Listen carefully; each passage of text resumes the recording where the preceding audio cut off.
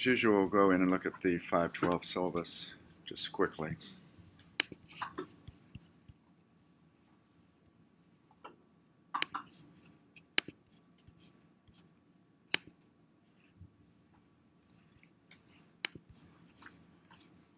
It is up to date. I've actually posted a module on matrix algebra that gets into slightly more advanced topics.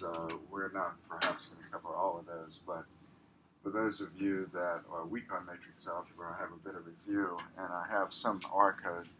I want to, first of all, finish those first 4 sections in chapter 14, and then anytime we have left over, we'll look at the matrix algebra. That's partly for your reference, but I'm also going to discuss it to some degree.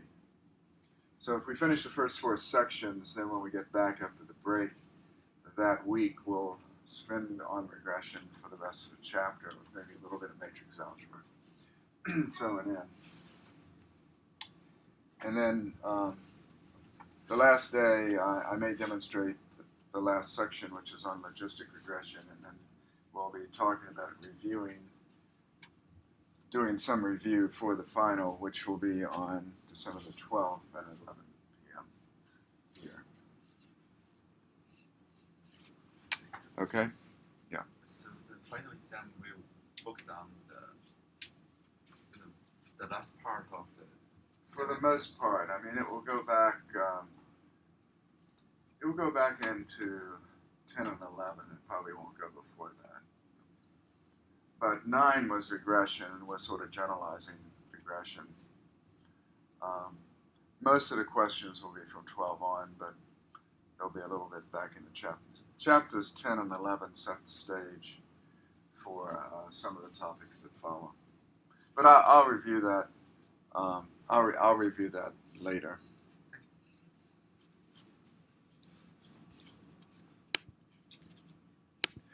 So I'm going to go into our studio.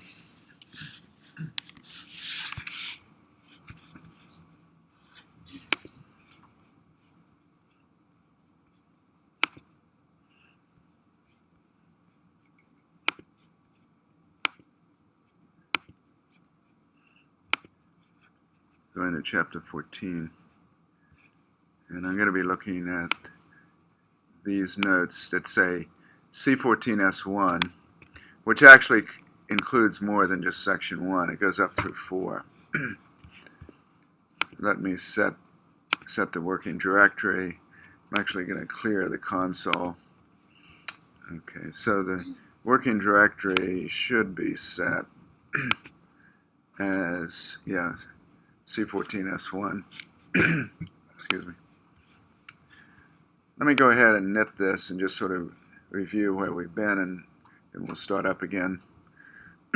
We talked about the multiple regression problem, which in this case I've written as y equals alpha plus beta 1x1 up through plus beta 2x2 up through beta kxk. So I'm assuming there are k predictors, or sometimes we call them explanatory variables, predictors. Independent variables is a term that is not used as much as it used to be.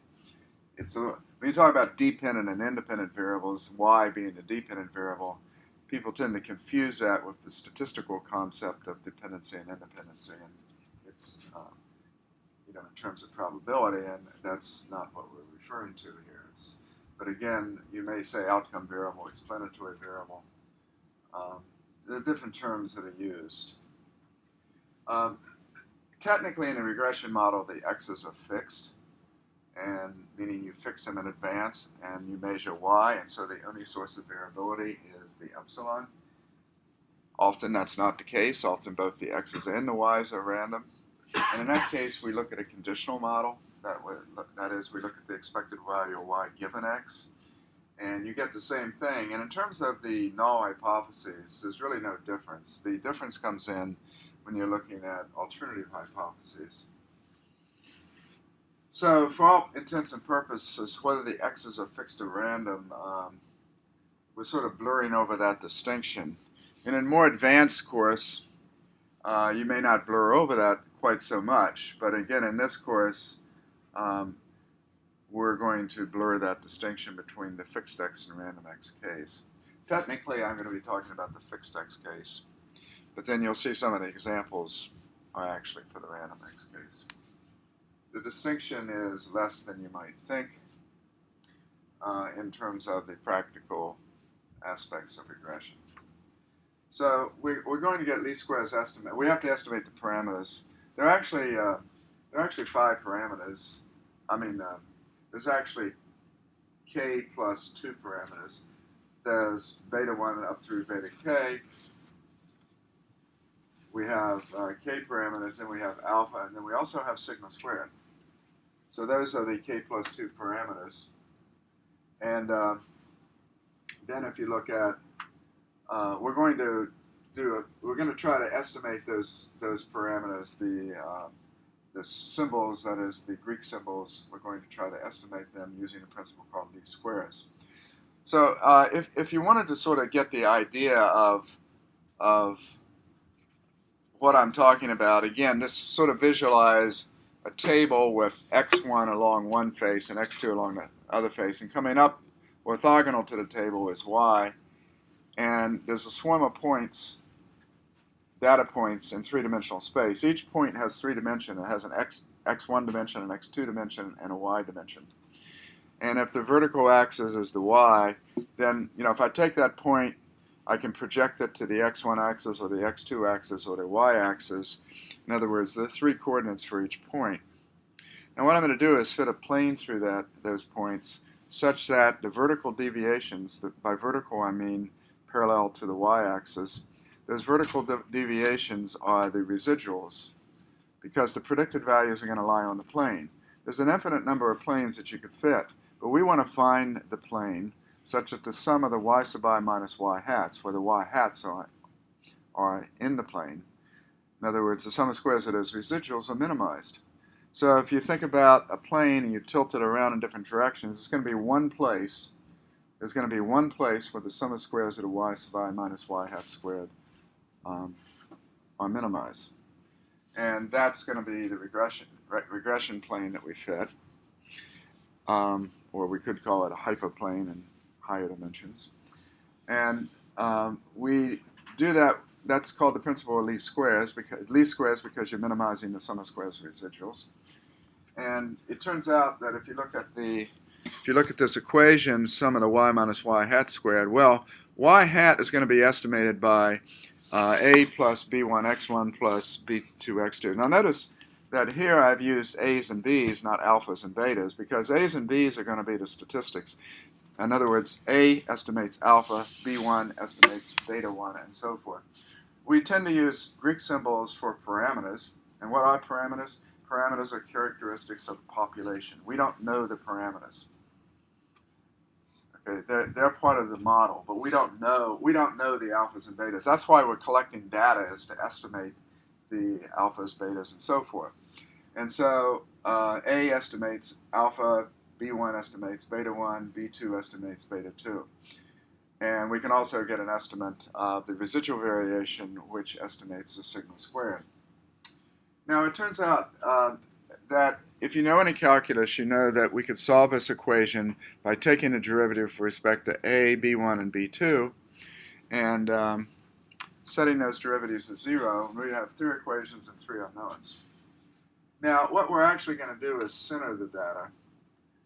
If we center the data by subtracting the mean out from the y's and the mean of the y's from y, the mean of x1 from x1, and the mean of x2 from x2, it turns out that we have a similar type of equation, but that you can break the a out and don't have to solve that as part of the equations. That's because of an orthogonality principle that occurs. And so we get, if we do this, we get a solution for A in terms of the betas. In other words, A will be y bar minus b1 x1 bar minus b2 x2 bar. But we also get this set of equations in the b's, the b1 and b2. And I had actually wanted to, you can think of this, again, this is where you sort of introduce matrix multiplication. We could think of it as a matrix that has 2 columns and 2 rows, and the rows and columns are S11 in the upper left corner, S12.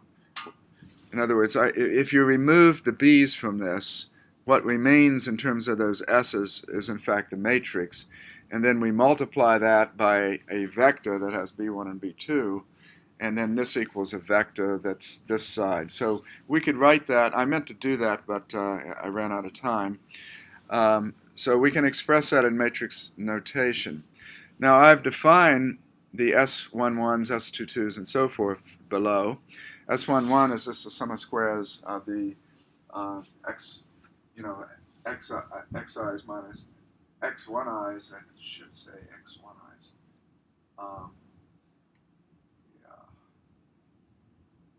Well, I have the sum of the x1 minus x bar 1s, and there's an implicit subscript on the x1. So it's the sum of squares of the deviations about the mean of the x1s, and S21 is the sum of cross products of the x's with the x1 of the x2, and S22 is a sum of squares of the deviations of x2 from its mean. So, and then the right-hand side, the S1y and S2y's are the cross products of x1 of y and x2 of y. There is another term that you will need later, is SYY, which is the sum of y minus y bar squared. So if you were computing by hand, if you computed these, you could actually solve these equations. Now, if you were doing that, however, you would use the computing formula. You would not use that formula that I've given there. You would actually have a slightly revised version of these formulas for all of these that are called the computing formulas, which for example, instead of having the sum of the y minus y bar squared, you would have the sum of the y squared minus the sum squared over n, where n is the number of observations. So that turns out to be a lot easier than take differences and square them and add them up, at least if you're using a calculator. On a computer, it really doesn't matter.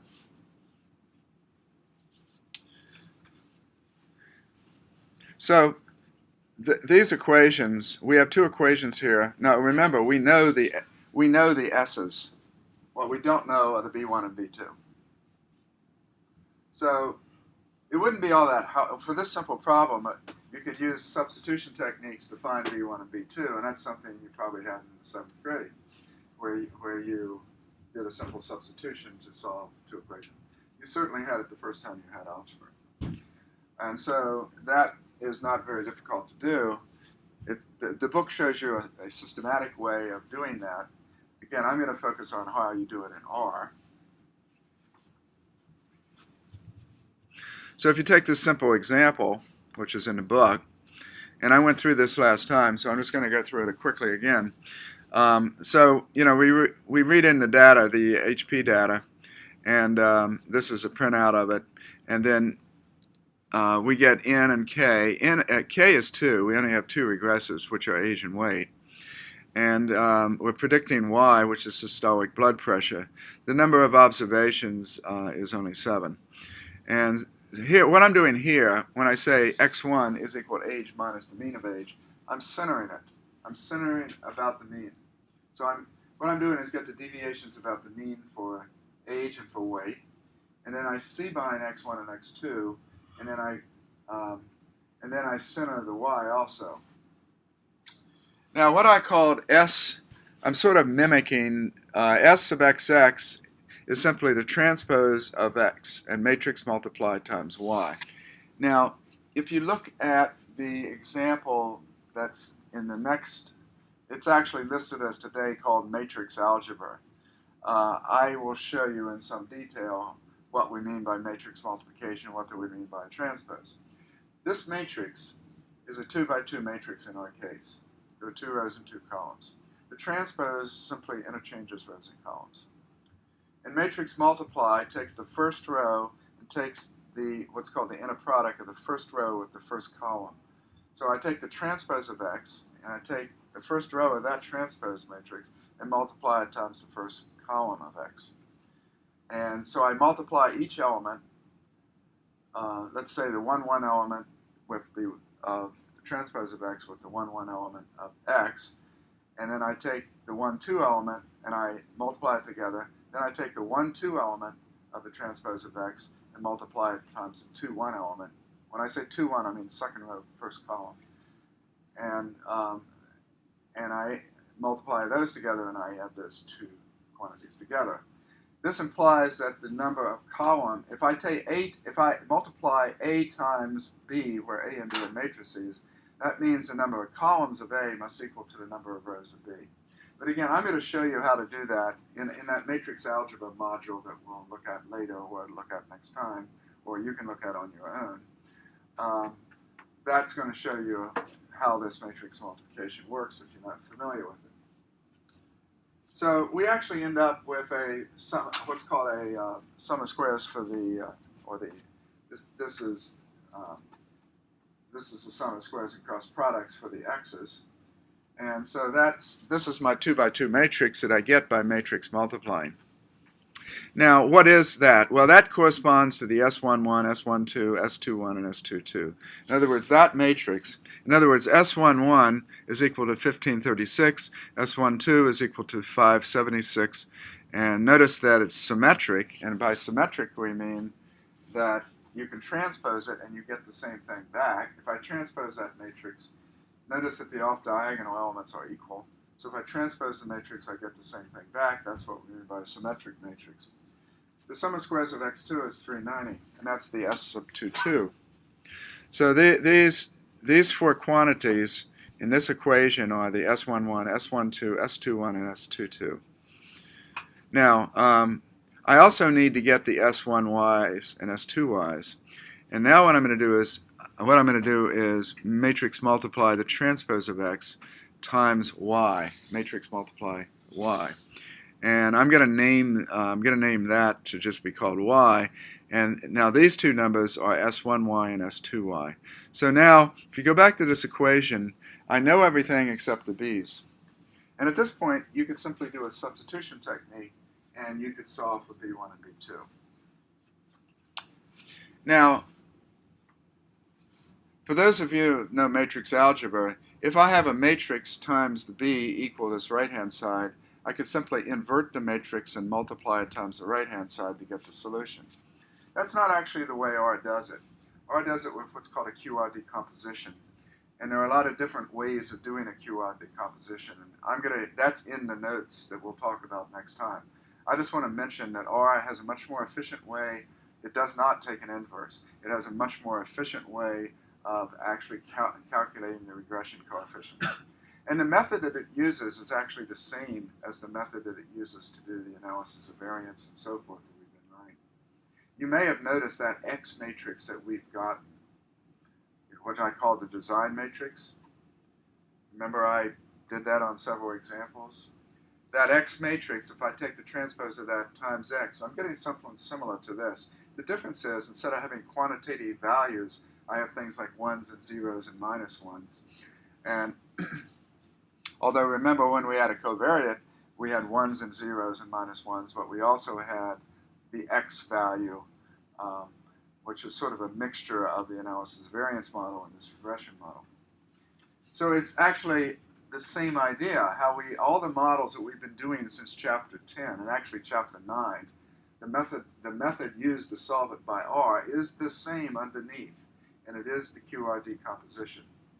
I'll talk about that briefly next time. There's some reason why you might want to learn a little bit about the QR decomposition, but again, I'm not going to be focusing on it too much in this course.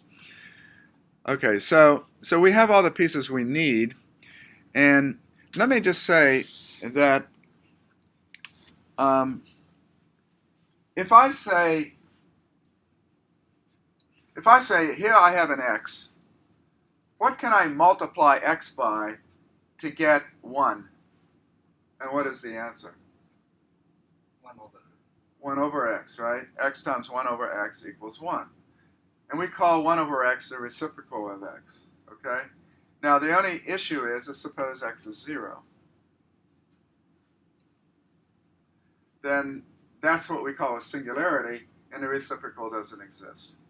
Or it's infinite, however you want to Okay, so if x equals 0 and I try to take the reciprocal of it, we call that a singularity. Now suppose we have a matrix, let's say we have that 2 by 2 matrix, and I say, is there a matrix so that if I take x, if I take this matrix, the S11, S12, S21, S22, if I take that matrix, can I find another 2 by 2 matrix such that if I multiply them together, I get what's called the identity matrix? The identity matrix has 1s on the diagonal and 0s off the diagonal. In other words, it's 2 by 2, and the 1, 1 position is a 1, and the 1, 2, and the 2, 1 positions are a 0, and the 2, 2 positions are a 1. So think of it as 1s down the diagonal, and off diagonal we have 0s. So can I find a matrix such that if I multiply, this matrix times what we'll call the inverse matrix, I get back the identity matrix. That's like taking a reciprocal, except here we can't take a reciprocal of a matrix. Well, that's called the inverse of a matrix, and I didn't show it here, but the way you do that, if I say solve, if the matrix is called S sub xx, and it's 2 by 2, that's this matrix. If I solve it, it gives me the inverse of it, and I call that Si sub xx, meaning S inverse of xx. And here's the inverse of the matrix. Now it turns out that if you multiply the inverse of the matrix times the right-hand side, which is S sub xy, which is this, you get the solution for the betas. Now in those notes that I handed down, if you want to look at those over the break, I probably am going to enhance them a bit. But if you want to look at that, I actually go through a regression example. So at any rate, the regression coefficients here are 1.369 and 0.268. This is B1 and B2, and notice I've labeled them. So that's B1 and B2. Now, in order to get the predicted values, if I take B1 times, here I'm getting A. If you go back to the formula for A, it says once you know B1 and B2, we can simply get A as y bar minus B1 times x bar 1 minus B2 times x bar 2. Well, I know the B1 and B2, right?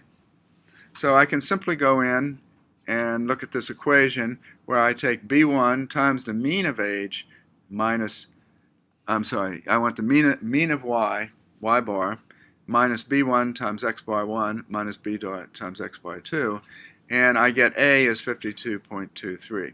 So what my equation is, y hat, my predicted value, is 52.234 plus, now again I'm pulling these off here, plus 1.3689 x1 plus 2.68 x2. That is my equation.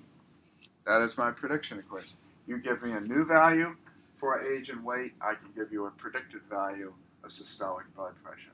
Of course, you could ask the question, is the prediction any good? Well, if there's a lot of variability about that regression line, it's not going to be all that hot. But if the variability about the regression line isn't so big, then the prediction presumably will be fairly good. I should mention that the data lies in a certain region, and you fit the model in that region. If you go way outside of that region, you cannot guarantee that the fit is going to be good outside of the region where the data lies. That's my equation. How do I get my predicted values? Well, here's my, this is my equation. So if I take y hat meaning the caret on top of y, these are my predicted values, is A plus B1 times age plus B2 times weight. Now age and weight are a vector, and A, B1, and B2 are scalars. But at any rate, here are my predicted values. And if I wanted to get the residuals, I could simply subtract y, my original data, minus the predicted value. Those are the residuals. And if I wanted to do something like plot the residuals versus the predicted values, I could easily do that. So at any rate, now I sort of sloughed over the idea that we actually have one more parameter we haven't estimated, right? What is it? Someplace right here. If we're going to make an inference about this, that is, if we want to test hypotheses or estimate with confidence interval these parameters or the prediction equations. If I want to get tests of hypothesis or confidence intervals, it's going to be based on the normal model, and we have to know sigma squared, or at least we have to have an estimate of sigma squared. So how do we do it? We're going back down. The estimate of sigma squared is simply the y minus the y hat squared, sum of squares of the residual, over n minus k minus 1. Why is it minus n minus k minus 1? Well, you can think of it as n minus left parentheses k plus 1 right parentheses. In other words, I'm subtracting k plus 1 parameters out of n. And that is because I'm estimating k plus 1 things. I'm estimating A, B1, B2 in this case. I'm estimating 3 things. So in our case, it would be n minus 3. Now this is consistent with what we've done. If you simply take the variance, the sum of the y minus y bar squared over what? To get an unbiased estimate, you divide by n minus 1, right? Y1, because you're using y bar to estimate mu. You're estimating 1 thing. Here we're estimating 3 things, and so we have to subtract 3 things out. So, in order to get what I'm going to call the sum of squares sub error, I can't do a subscript in R, and so I tend to use that underscore sign to indicate which in LaTeX I might use, use as a subscript. I'm going to use the underscore to indicate the corresponding things in R. So SS sub E in R notation is the sum of the y minus y hat squared. It's the sum of squares of the residual, and that's 299.1. So how do I get the variance about the regression line? In other words, the estimate of sigma squared. That will be the sum of squares SSC, the numerator, divided by n minus k minus 1. Now, I've already told R what n and k are, so that actually gives you a value of 74.77. You can look at, if you want to see how I'm computing these things, you can look at the original .RMD code, because I'm actually embedding R code in various ways. Are there any questions on that? Now, of course, this is not the way we're going to do regression, because we're going to use the LM function or an ANOVA function or something like that. We're not going to do it this way. What I'm trying to show you here is that we can use the matrix algebra built into R, that we could actually compute it from the raw data without using LM. But that's only for illustrative purposes. Now, in addition to having a sum of squares for error, we actually have a total sum of squares. The total sum of squares will be the sum of the y minus y bar squared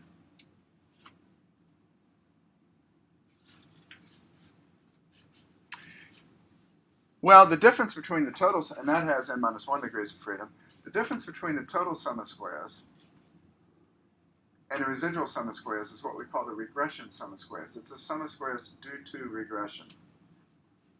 Now, it turns out that you can actually compute the sum of squares. Let me blow this up so you can see the subscript. You can actually compute the sum of squares, that's SSR, the sum of squares due to regression, as it's actually an inner product of B1 of S1y plus B2 times S2y. Now, in our notation, I already now know I could get the sum of squares due to regression. We know B1, we've calculated it, and we've computed S sub xy, and if I take the first element of that, that will be S1y plus B2 times the second element, S underscore xy, which is S2y. Okay, that turns out to be 3329. So the sum of squares due to residual is 74, actually it's this one. It's 299.1. The sum of squares due to regression is 3329. Now we can do an F-test, and what we're testing here is that beta 1 equals beta 2 equals 0. And we can test that as a sum of squares over regression divided by its degrees of freedom, which is k, because there are k parameters. divided by the sum of squares for error divided by the degrees of freedom for it, which is n minus k minus 1. The difference between n minus k minus 1 and k, that one difference is due to the intercept term, which is actually part of the corrected total. So at any rate, that f-test is 22.26, and I can take the f ratio and compare it to the critical value, and we're quite a bit bigger, so we reject. So what we just did was we did the regression problem somewhat like the book did it, except the book was actually doing it by hand using these substitution techniques. Now you're welcome to do that, but that way you can say you've done it. But in general, I've now shown you how you can do it from basic principles using matrix algebra in R. Partly I did it so that you would see how to do it from basic principles in R, and partly I did it because you should actually know how you do matrix manipulations in R. It's a very common thing you need to know how to do. Having said that, let's see how we do it. Let us see how we test out a hypothesis using R's built-in function, in this case using LM. Now, I'm going to fit two models called M1 and M2. The M1 model simply, it says systolic BP tilde 1. What do you think that's fitting? That's only fitting the intercept. That would be the model that would actually, in other words, I'm saying the data is best fit by y bar. What I'm saying is, if in fact beta 1 and beta 2 are both 0, then you have a model that the y is equal to the alpha plus the epsilon. There is no effect due to the regresses. In other words, thinking about this table, x1 and x2 and y, it means what does the plane of best fit then in that case? It's parallel to the x1, x2 plane. And that it's parallel at y bar. There's no slope to it. It's just flat, just like the tabletop. So if the regresses are not important, then that's the model you would have. So I'm going to fit that model and compare it to the model called M2 that fits age and weight. Now by default, it fits the intercept. So the second model says, how much can we explain over and above the intercept? We could call it the reduction in sum of squares due to fitting beta 1 and beta 2 after the intercept I. Now, I have those two models, but rather than look at it, the ANOVA function lets you compare two models.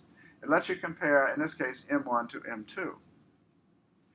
Now, if I fit M1, so I'm saying ANOVA M1, M2, here's the first model right here. If I fit M1, remember I have 7 observations. So why do we have 6 degrees of freedom there for the residual? That is because I have only fit the alpha. So I've only fit one parameter, so it's 7 minus 1, or 6. And the residual variation is quite big. It's 3628.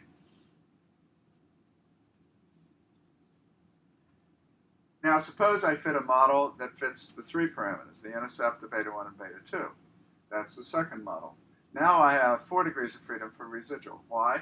Because it will be 7 minus the 3 parameters that I estimate, the alpha, beta 1, and beta 2. So it's 7 minus 3, or 4. And now, look, I've reduced the variation tremendously. If I try to fit the plane parallel to the x1, x2 plane, I get a huge amount of variation. It doesn't do a good job. But notice that the residual variation about the plane that has some slope is much reduced. It's reduced, it's reduced by an order of magnitude from 3628 down to 299. Now, if I take the difference between those two numbers, that's the reduction in sum of squares due to beta 1 and beta 2. Notice, because I'm fitting two things, that has 2 degrees of freedom. And the difference, in other words, this 3329 is the difference between these two. And that's the sum of squares here. So if I can get a mean square by that difference, and then if I divide this number by this, it will be a mean square to do variation for the full model. And if I divide this by this, I get the variation that's a reduction due to the beta 1 and beta 2, which is equivalent to saying it's the reduction by not having beta 1 and beta 2 0. If I take the ratio, I get 22.3, which has a p-value of 0.0068.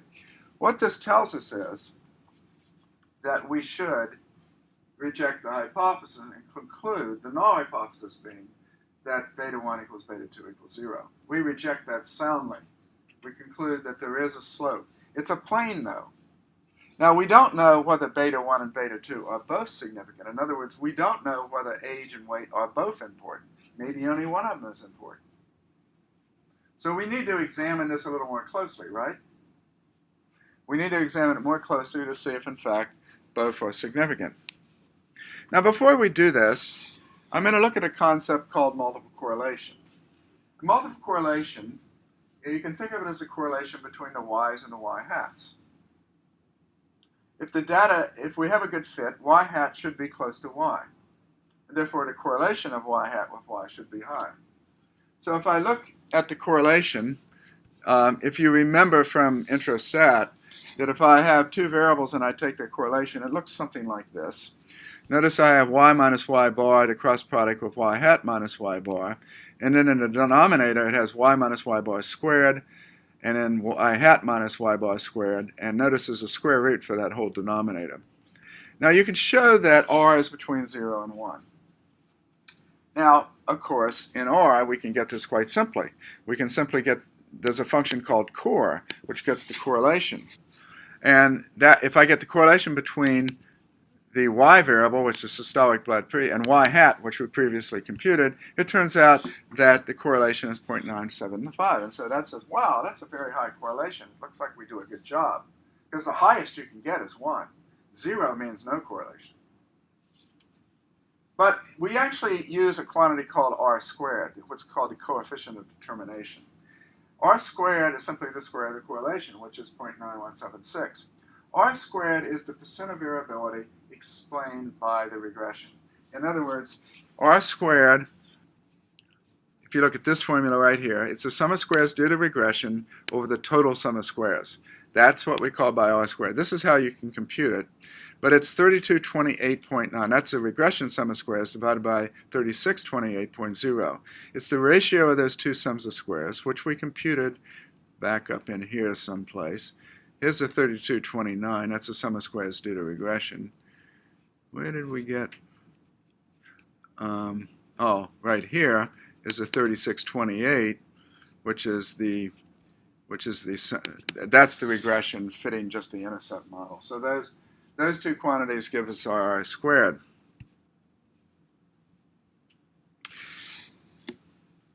Are there any questions so far?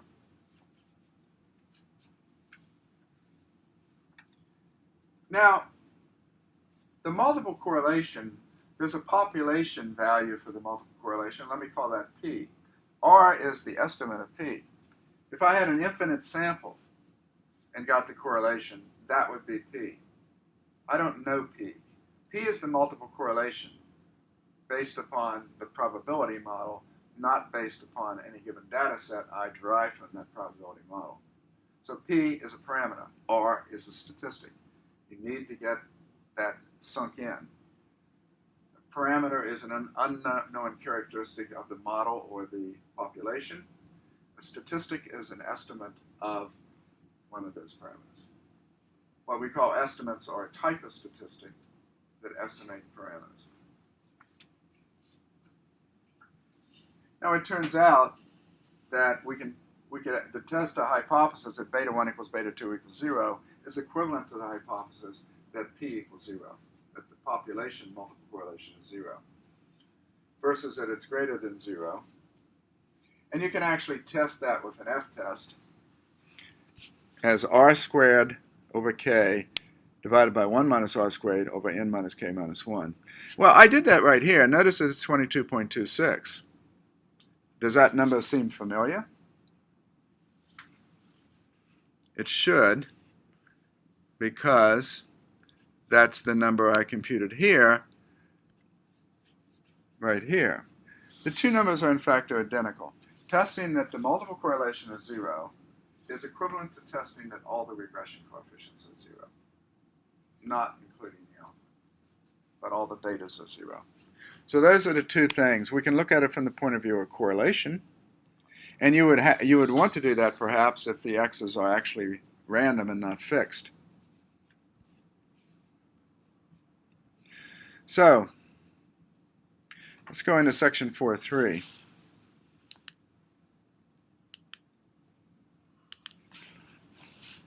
In section 4.3, more generally, if there are k predictors, I could test that beta 1 equals beta 2 equals and so on down to beta k, that I test all the regression coefficients are 0. We can think of that as an analysis of variance table, where we have a regression source with k degrees of freedom, and a sum of squares due to regression is a sum of the b sub I minus s sub iy.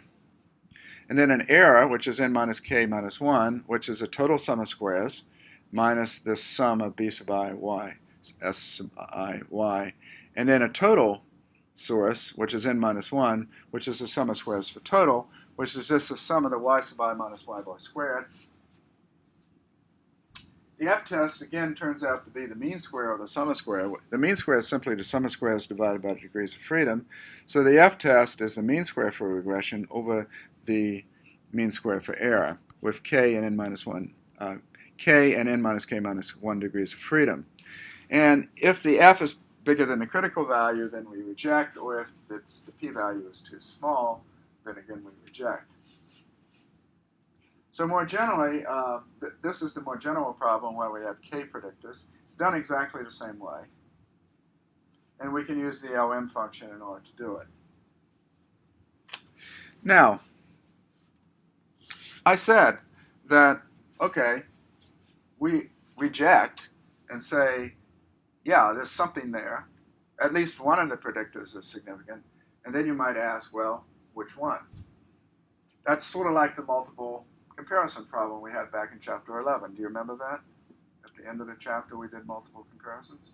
Well, now you've got to say, well, there are a lot of strategies we can take to do this, but later on I'm going to talk about what we call selection techniques. How do we select which regressors are important to the model? Right now, I'm simply going to say, let's do a test of each individual beta. And so I could actually do a t-test that I want to test the ith coefficient, beta sub I equals 0 versus it's not 0. If I look at, I could test a hypothesis that beta sub I is equal to some number beta I naught. In other words, I could test that this is equal to some beta sub I naught, but in general we always test at 0. So in this equation, this term right here is almost always going to be 0. That's the hypothesized value, and up here I'm saying the hypothesized value is 0. So you would substitute 0 for the beta sub I naught.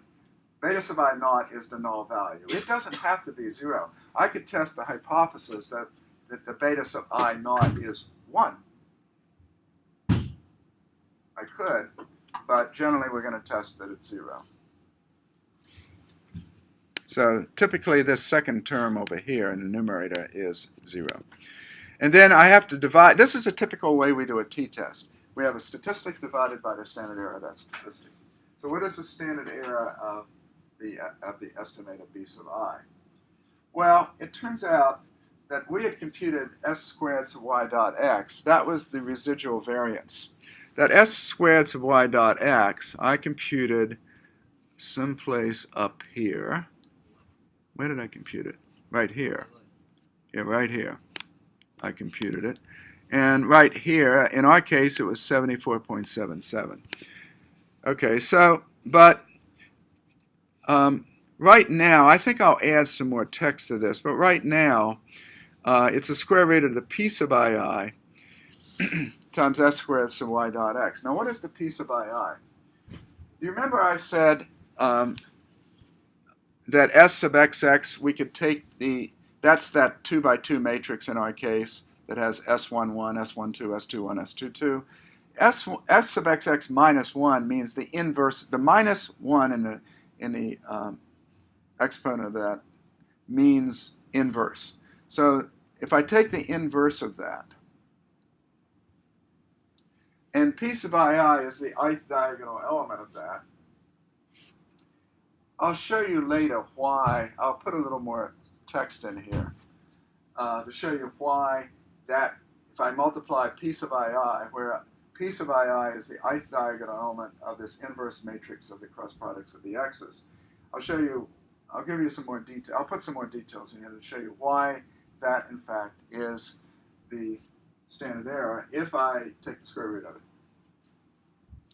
So suffice it to say that I could get the inverse and I could pull the ith diagonal element off and I could take the square root of it and multiply it times this residual variation about the regression plane. And so I can do an f-test. Oh, okay. So in other words, I can compute this whole thing and do a t-test. Now equivalently, if I take this t-test and square it, that corresponds to an f-test with 1 degree of freedom. And so it turns out that I could also test it with an f. If I simply take the numerator and square the denominator, that turns out to be an f with 1 degree of freedom and n minus k minus 1. So it turns out that testing it by an f or a t, we could do it either way. And I think I may show that. Okay. Well, how do we get the individual predictors? We had a model called M2 above. Do you remember the model M2? If you go back and look at M2, M2 is right here. It's the full model. It's the systolic blood pressure tilde age plus weight. So I'm fitting the full model with both predictors in it. Now if I do a summary of M2, and I'm going to call it M2.S, the S for summary, it turns out that if I print that out, this gives me, the summary actually gives you the regression coefficients. So here's my model again, which we had previously computed by hand. This is the model. Notice it's 52.234, that's alpha, plus 1.369 times x1 plus 2.68 times x2. However, if you do it this way, you get the standard errors here. In other words, these would be these standard errors are that's this denominator here. It's the square root of the P sub ii times that residual variation about the regression plane. And so this output gives the estimates, which is the numerator, and this is the denominator. The t-value is the ratio of the estimate to the denominator. These are the t-values, and here are the p-values. What do you conclude? What do we conclude here? Are both variables important to the model? Age is. It's got a p-value of 0.014, right? But what about weight? It's got a p-value of 0.7. Not even close. So it appears that we don't need weight in the model. We could refit the model with just weight. I actually didn't do it. I guess I should. I will. I'll modify these notes. Okay. So here I'm showing you how you can compute this denominator. So I said the value of B1 is 1.3689, and it's standard error. And here I'm showing you how to compute the denominator, which is the inverse of S sub xx. I'm taking the 1, 1 element, which corresponds, that is P11.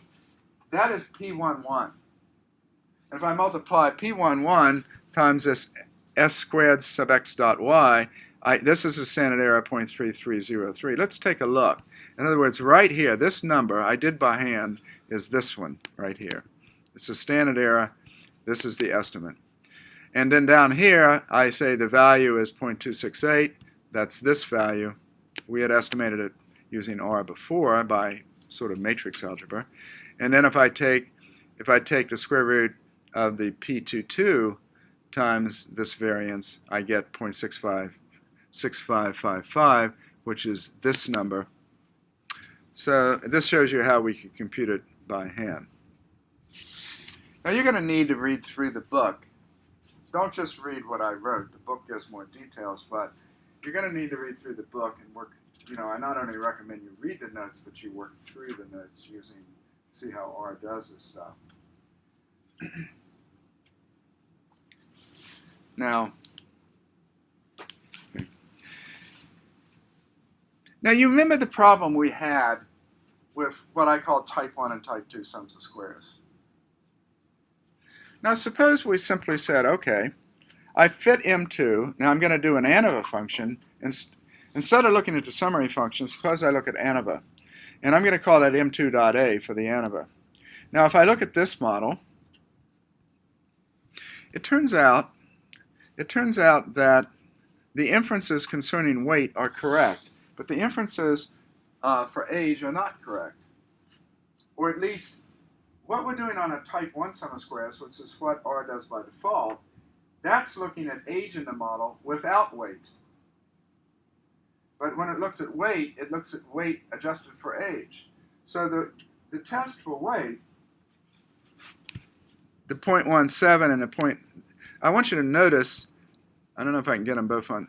Notice that the p-value here is this, and this is the t. Now notice that the p-value is the same, but the f is not. But I would claim that if I square the t, I get that f. Remember above I said if you square the t, you get the f. So that 0.17, in fact, is the square of the t above. The p-value is the same. But if you compare age, if you look at its p-value, 0.0026, and you compare it with above, it is not the same. And that's because I have type 1 sums of squares. So how can I fix, if I want to do it in terms of the f-test, and look at the f-table, how can I fix the problem? Well, I've shown you how to do that before. We do that with the ANOVA function with a capital A from the car package. So let's now do ANOVA M2 with a capital A, and now we get another table, and notice that now everything here, these two p-values exactly agree with the table that I got up here. And if I square these two t's, I get the corresponding values down here. So by using the ANOVA, I can do that. Okay. So I do want to comment here about one thing, and I actually need to add a little bit here. How do I interpret the regression and coefficients for the prediction equations? If B1 is big, does that mean it's significant? No, because B1 has units of measurements. The units of measurements of B1 are y over x1. So whatever the unit, it's the units of measurements of y divided by the unit of measurements of B1. Now when I multiply B1 times x1, then the product of those two has the units of measurements of y. What I'd like to do is remove the units of measurement so that it's unitless. And that way I can compare these. Now I can do that in several ways, but suppose I take B1 times the square root of s sub I divided by s sub yy. Notice s sub I has units of measurements of xi, okay, and xi squared actually. And the units of measurement of s sub yy have units of measurements of y squared. So if I take the square root, that has units of measurements of x over y. B1 has measurements of y over x. They cancel out. And so therefore bi prime has it's unitless. Now that turns out that this is what we call the partial correlation. It's a type of correlation. It's a correlation in this case, between, let's say I get B, let's look at B1 prime. What is B1 prime? It's the correlation of y with x1 removing the effect of x2. B2 prime would be the correlation of y with x2 removing the effects of x1. So I'll expand on that a little bit more. It's not in the book, but I'm going to add it. That's what we call a partial correlation. It's a very important concept. So I haven't actually computed those or showing you, actually I haven't defined it in terms of partial correlation, but we'll look at that. Now, we're getting towards the end here. So I just want to mention there's a few more things we have to do. And we're going to get a confidence interval on the betas. We're actually going to get what are called confidence intervals on the expected value of y given x, and what's called a prediction interval on an individual x. So these are the formulas, and it turns out, fortunately, that it's easy to do in R. So I'm not going to do that today. I do want to mention one thing, that if I want to know, I'll come back to this last part here, of the last part of 4.3 and 4.4, but I can get the correlation between all my variables. If I look at this correlation, I actually have 0.74 is the correlation between age and weight. The correlation between age and systolic blood pressure is 0.9561. The correlation between weight and systolic blood pressure is 0.75. I'll talk about that again, but I want to look at this map. This is called a Scatterplot Matrix. Notice that the two predictors are here and here, and the y is down here.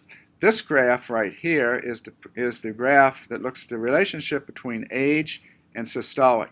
This looks at the relationship between weight and systolic, and this is the relationship between the two predictors, age and weight. These are the two that I may be interested in. Notice that this is a pretty tight fit. As age if I look at the relation, maybe I should look at it over here. It's the same graph, except here, age is on this axis and age is on this axis. So as systolic blood pressure increases, as age increases, systolic blood pressure increases. On the other hand, for weight, as weight increases, there's also a trend upward, but it's not nearly as strong. Notice that the points how far out spread they are, whereas here they're pretty tight. So this confirms graphically what we've tested, is that there's a strong relationship with age, but it's much weaker with weight. So this Scatterplot matrix is pretty good. And then this just shows the y versus the y hats, and this is a residual plot. And this is a residual plot with age, but at any rate, I will start back here next time. I didn't have time to get into the matrix algebra, but it's there for your reference. I'll be updating both this particular one with some additional materials, and I will be updating the matrix algebra. So both of those pieces of those RNW files will be updated. So, any questions? Well, read this, and I'll probably go back through the regression very briefly, and as I said, I'll probably add a few things to it. The remaining sections look at things like variable selection, which are an extremely important topic.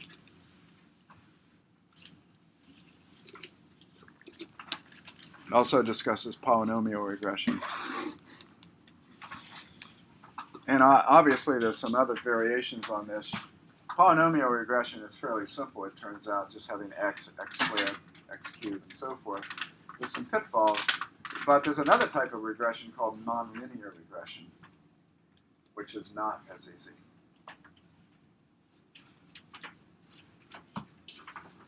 Suppose you have a regression that goes up and then it tends towards an asymptote. Suppose there's a horizontal line, it's a boundary, and so it goes up and then it never crosses that horizontal line. It keeps getting closer and closer. Those kind of models are very, very common, but these are typically nonlinear models. Okay, any questions? Okay. So again, I'll email you once I update these, but I plan to update both of these. And then I'll have some new notes for the remaining sections in the chapter down here.